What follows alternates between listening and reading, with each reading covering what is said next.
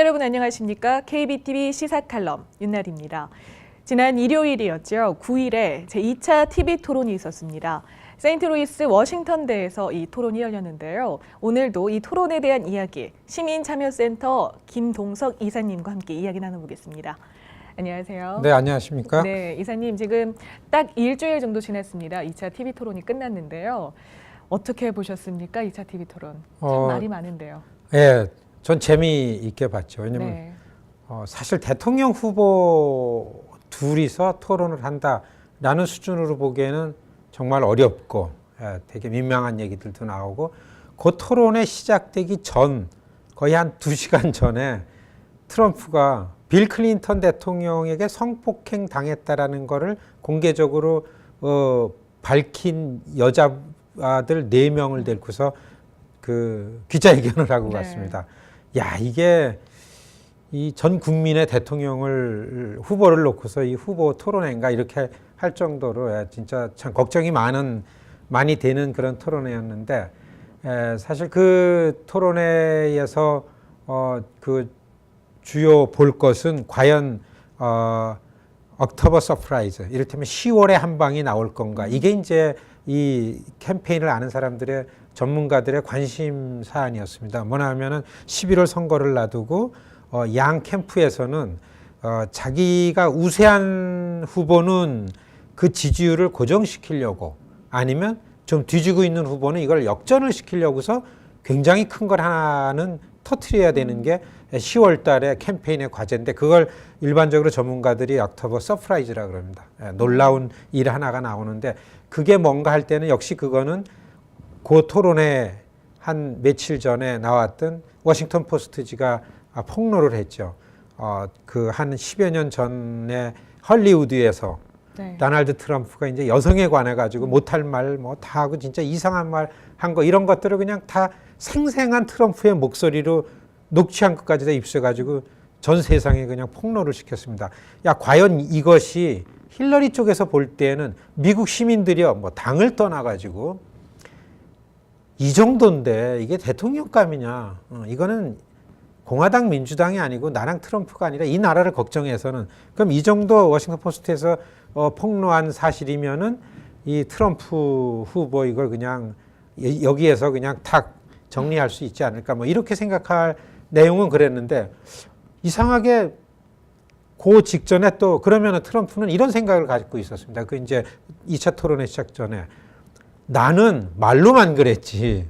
나는 그런 일들을 여성에 대한 나는 입으로만 그러고 말로만 하고 그냥 저스트 터치하는 정도였지. 야, 빌 클린턴은 뭐냐? 빌 클린턴은 그건 구체적으로 행동하지 않았느냐? 뭐 이런 입장에서 이걸 또 도널드 트럼프가 갖고 나온 거죠. 네. 이렇게 되니까 우리가 볼 때 2차 토론회 볼 때 힐러리 클린턴은 품이 있고 격조도 있고 근거도 있고 명석한 머리를 가지고 어떤 데이터도 있고 비전도 보일 수 있고 준비된 대통령이지만, 상대방이 어느 정도 수준이 안 되니까 같이 그냥 막장이 되는 거 아니야. 그러니까 너무 답답하고 이랬을 거라고 보는데, 보는 사람들한테 대충 그렇겠죠. 근데 이제 토론의 결과를 보면은 그 정도 폭로가 되고 그랬으면은 트럼프의 지지율이 팍 낮아져야 되는데 그렇게 크게 변동이 없었습니다. 네, 그러니까 야, 이게 이번 선거가 참 이상하다 이런 생각이 들기도 하고, 일단은 그래도 정상적인 눈으로 보면 힐러리 클린턴이 대처를 잘했고, 또 그 토론에서 자기의 입장과 이런 정책도 그래도 어느 정도 보였고, 그 다음에 가령 그날 사회 본 사람들이 잘했어요. 그리고 그날의 토론 방식은 그냥 일방적으로 얘기하는 게 아니라 타운홀 방식으로 했죠. 질문을 가지고 대답하는 거였는데, 사회자 두 분이 있는데 쿠퍼 앤더슨이 그 오바마 케어에 대해서 강렬하게 반대하는 도널드 트럼프한테 몰아붙였죠. 너는 그게 왜 나쁘냐? 트럼프는 별 준비가 없으니까 그냥 나쁘다. 나 이거 다 갈아치울 거다. 이거 바꿔야 된다. 그러다가 그럼 너는 어떻게 할 거냐? 그러니까 이거에 대해서 궁색하게 대답도 못하고 그냥 나쁘니까 가를 거다. 그리고 또 오바마 거 그냥 잘 고쳐갈 거다. 이런 것도 행설수설하고, 이런 부분들이 트럼프에서 나오기도 하고 그랬었습니다. 근데 이제 마지막 마무리할 때에 보면은 과연 미국의 유권자들이 후보들의 누가 낫냐 그르냐 놓고서 판단을 하는 것보다는 지금 미국 시민사회가 갖고 있는 문제, 다수 대중들이 지금 원하는 게 뭔가라는 거를 그냥 후보와 관계없이 표출해내는 게 지지율로 나타나는 거 아닌가. 이게 이제 전문가들이 2차 토론회를 보고서 내놓는 그런 이제 평가라고 할 수 있겠습니다. 네, 저희들이 오늘 하루 종일 이제 짚어볼 이야기들을 좀 총틀어서 말씀을 해주셨는데요. 일단 이번 토론은 1차 토론과 다르게 40명의 갤럽과 함께하는 타운홀 형식으로 진행이 됐습니다. 하지만 또 막상 말씀해 주신 것처럼 정말 이렇게 전곡을 찌르는 질문들은 사회자로부터 나왔거든요. 뭐 예를 들면 성 스캔들 문제도 힐러리가 먼저 공격을 하지 않을까라고 예상을 했었는데 막상 남자 앵커가 먼저 질문을 했죠. 이 상황에서 또 이 트럼프가 대처한 것들, 또 클린턴이 대처한 것들이 참 이슈가 됐었는데요. 먼저 가장 뜨거운 감자로 떠올랐던 성 스캔들에 대해서 좀 짚어보겠습니다. 이 남성 앵커가 트럼프한테 뭐 여성의 뭐 은밀한 부위를 만졌는데 이것에 대해서 어떻게 생각을 하느냐 이렇게 질문을 했어요. 그때 상황에 대해서 좀 설명해 주시죠. 그러니까 시청자, 유권자 입장에서 볼 때는 그런 것들에 대한 반응이 일반적으로 볼 때는 굉장히 충격적인 거죠. 어떻게 가족이 앉아서 이걸 볼 수 있을까? 거기에는 내 자식도 있고, 사실 압권은 무엇이 압권이냐 하면은 이 힐러리 클린턴이 그 미셸 오바마의 내놓는 그런 입장이나 그거를 놓고 했습니다. 트럼프 너는 아무리 나를 끌어내리고 막장으로 가고 진짜 저속하고 수준 낮게 뭔가를 하려 그러지만은 너는 그렇게 해라. 우리는 품이 있고 높게 가겠다. 너는 로우하게 해라. 나는 하이에 있다. 네. 이런 거를 유지했었습니다. 사실 그러한 사회자의 질문이나 이런 반응도 분명한 거는 힐러리 클린턴은 나는 그러한 것들을 가지고 국민 앞에서 이렇게 얘기할 거 아니다라는 걸로 다 꽤 냉소적으로 적절하게 궁색하지 않게 잘 대처하는 것 같고, 트럼프는 어떻든 간에 그런 걸 가지고서 나는 유세라는 것보다는 나는 이거를 시청하는 사람들하고 재미있게 방송을 해나갈 거다라는 이렇게 해왔던 그런 페이스를 맞춰가지고 갔는지, 여하튼 간에 구체적으로 나오는 이 질문 같은 것들은 두 후보가 더 이상 시청자들이 민망하지 않게 잘 넘기고 가지 않나 이렇게 보여지지만, 그렇지만 불가항력적인 거는 그 전에 이미 워싱턴 포스트지가 그런 측면에서 폭로를 했고, 네. 음담 패설 스캔들 폭로만 우리말로다간 이런 그 뉴스가 많이 나오지 않았습니까? 그리고서 그런 것들이 충격을 주는 것보다는 좀 이미 저 후보는 저렇게 했기 때문에 별로 새롭지 않게 그냥 그렇게 넘기지 않았나라는 게 그 아주 선정적이고 입에 담지 못할 그런 폭로를 했고, 그런 얘기가 이 공중파 방송에 막 전달이 될 정도로 CNN이나 팍스에서 막 전파를 탈 때에 그렇게 우리가 생각했던 것처럼 우리가 충격적으로 전해지거나 그것 때문에 트럼프 후보가 뭐 지지율이 떨어지거나 그렇게 가지는 않았다고 보여집니다. 네, 그 음담 패설 논란에 대해서 아까 말씀하신 것처럼 그 힐러리가 너는 낮게 가라 난 높게 가겠다라고 했을 때 그 주변에서 막 박수가 터져 나오고 이러는 좀 그런 현장 분위기도 고스란히 전해졌는데요. 근데 이제 네. 보는 사람이 되게 보면은 야, 힐러리 클린턴 그 네 얘기가 아니라 미셸의 얘기다. 이런 반응도 이제 한쪽에서는 있었었죠. 네. 그런 부분에 있어가지고 또 뭔가 창의적으로 자기 자질을 가지고 자기 능력을 가지고 이런 트럼프를 대항해내고 이런 면에 있어가지고 좀 힐러리 클린턴이 좀 부족했다, 네. 아쉬웠다. 네. 그렇게 보여지죠. 네. 중간중간 그런 함성 소리와 동시에 또 빌 클린턴이 좀 이렇게 난감해하는 표정과 약간 붉게 상기된 듯한 얼굴이 좀 화면에 몇 번 잡히기도 했었습니다. 네. 이렇게 음담 패선 논란이 또 트럼프가 빌 클린턴을 함께 끌어들이면서 좀 어떻게 생각하면 난타전처럼 좀 이렇게 다른 사람들의 표현에 의하면 좀 추잡한 그런 토론으로 좀 이어졌고요. 이어지는 클린턴 이메일 스캔들에 대해서는 또 클린턴이 내가 변명할 수 없는 잘못이었다라고 얘기를 하면서 또 트럼프가 이것에 대해서 또 공격을 하지 않았습니까? 그 부분도 좀 얘기를 해볼까요? 트럼프의 최대 무기는 힐러리 클린턴의 이제 그 이메일 스캔들이고, 네. 위클리크에서 또 나올 게 있다라는 걸 네. 기대하면서 이제 그걸 물고 늘어지려는 게 이제 보였죠. 그걸 포착을 잘 했습니다. 힐러리 클린턴이 잘한 것 같아요. 나는 그거는 이렇기 때문에 폐단이 없고 위험해지지 않았고 그렇게 할 수도 있었다. 이렇게 하지 않고 잘못했다라는 거를 밝히는 게 잘한 것 같고 그 다음에는 이 이메일 스캔들에서 앞으로 나올 거에 대해서 그 선제 나는 사과한다라는 거는 이 앞으로 이거를 써먹는 데 있어 가지고서 그 도널드 트럼프가 포기를 하는 그런 결론을 가질 만큼 이메일 스캔들에 대한 힐러리 클린턴의 대응은 역시 이메일 스캔들이라는 큰 약점인데도 불구하고 그거에 대해서 적절하게 대응했다고 봅니다. 근데 많은 그 오피니언 리더들도 그렇고 시청자들도 그렇고 힐러리의 그 이메일 스캔들이라는 게 아직 정리되지 않았다고 봅니다. 미국을 위험하고 어렵게 되어지는 부분 중에 한 가지는 이런 공직자들의 이런 그 룰을 지키지 않는 거에서 파생되는 거에 대해서 가장 두려워하기 때문에 그 부분에 있어 가지고서는 앞으로도 끝까지 힐러리 클린턴은 조마조마하게 긴장되고 투표일까지 그거를 어떻게 갖고 갈 수밖에 없는 거다 이렇게 생각되어집니다. 네, 트럼프가 그 부분에 대해서 내가 대통령이 된다면 특검을 실시해서 너를 감옥에 보내겠다 뭐 이런 얘기도 했는데요. 네, 그 부분은 어떻게 보시는지요? 저는 아주 압권이라고 봅니다.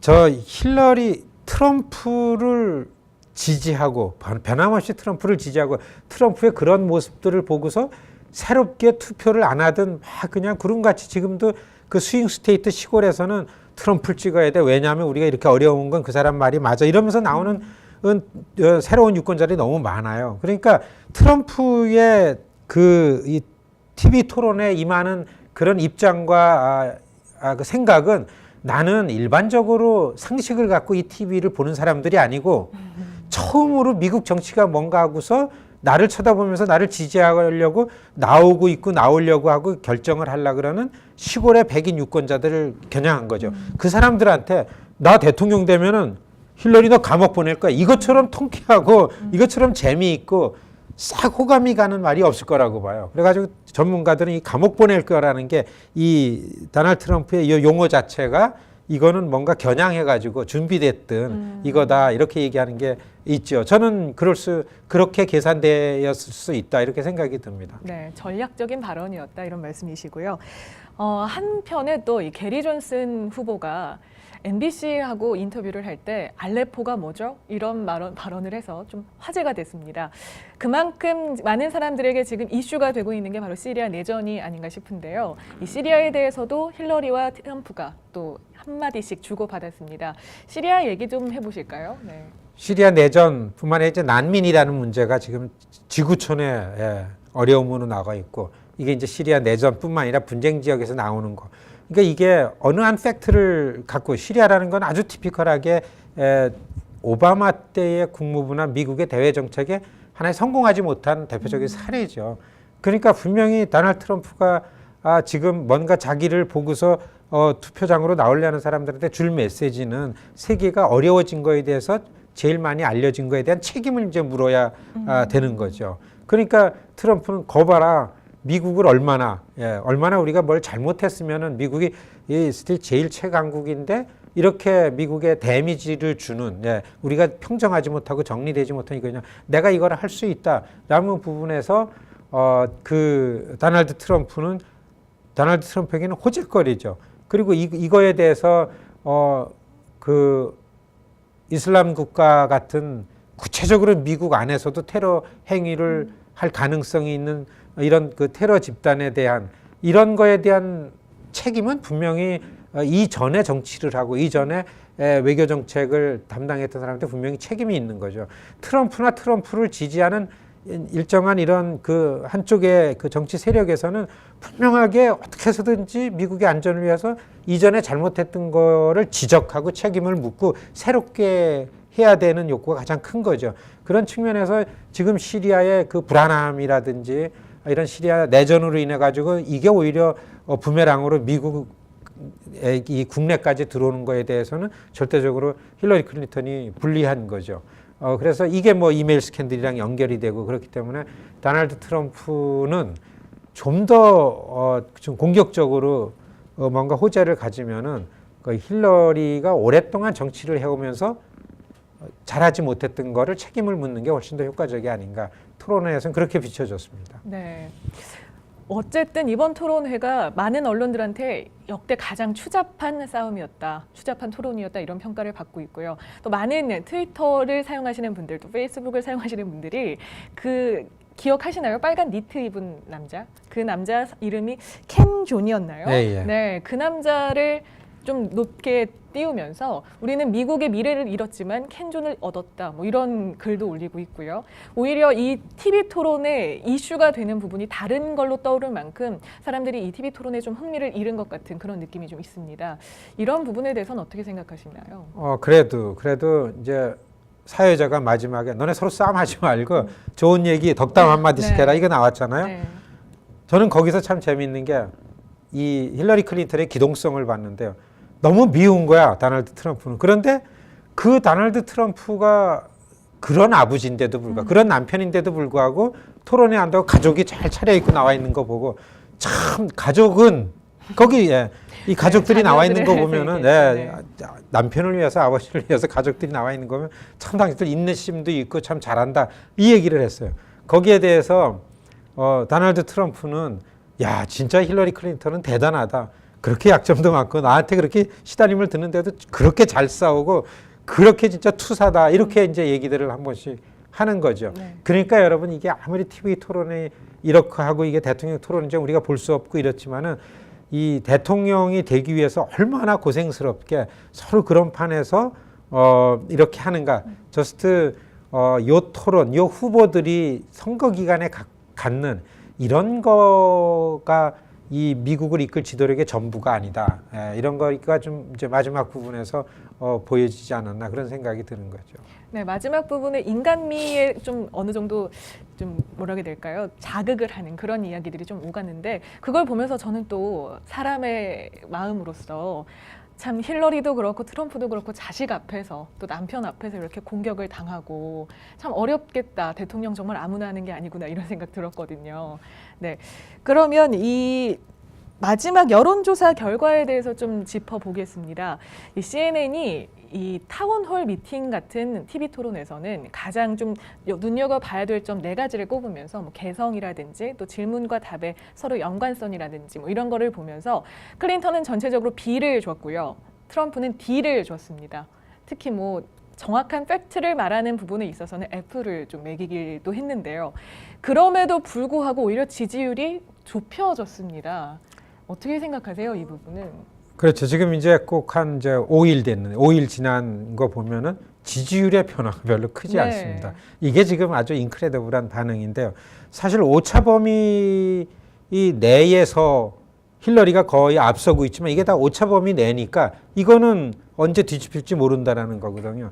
지금 그래서 평균 한 7% 힐러리가 2차 토론회 끝나고 5일이 지난 상황에서 한 14, 15개 여론조사 기관에서 하는 거를 취합해서 평균을 내는 거 보면은 한 6.7에서 한 7.5% 차이로 힐러리가 이제 앞서고 네. 있는 거고요. 이것보다 더 중요한 거는 대통령이 선거에 그 결정을 할 스윙 스테이트에서의 그 이 차이를 보면은 이게 물론 조금씩 앞서가지고 거의 다 한 10개 중에 한 6개나 7개가 힐러리 클린턴이 앞서고 있지만은 그 앞서는 퍼센테이지 차이가 다 또 오차 범위 내에 한도 내에 있습니다.